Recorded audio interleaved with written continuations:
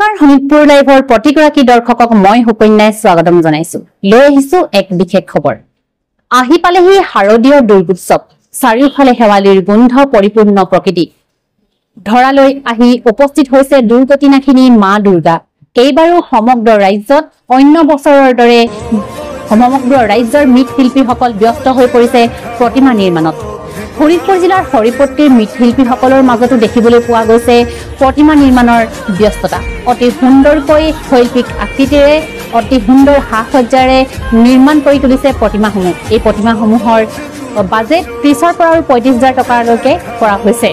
আৰু এই প্ৰতিমাসমূহ এইবাৰ শোণিতপুৰ জিলাৰ হৰিপট্টিৰ পৰা প্ৰায় 80 গৰাকী প্ৰতিমা বিভিন্ন স্থানলৈ স্থানান্তৰিত কৰা হ'ব কি ধৰণে সমগ্ৰ ৰাজ্যত দুৰ্গোৎসৱৰ পূৰ্ণ প্ৰস্তুতি চলোৱা হৈছে চাওঁহক আমাৰ এই বিশেষ প্ৰতিবেদন চাৰিওদিশে কেৱল উখল মাখল পৰিৱেশ গতিকে এই বিশ্বকৰ্মা দেৱৰ মূৰ্তিসমূহ টটালিকৈ নিৰ্মাণ কৰি আছে যদিও তাৰ মাজত দুৰ্গা প্ৰতিমাসমূহ নিৰ্মাণ কৰাত ব্যস্ত হৈ পৰে মৃৎশিল্পীসকল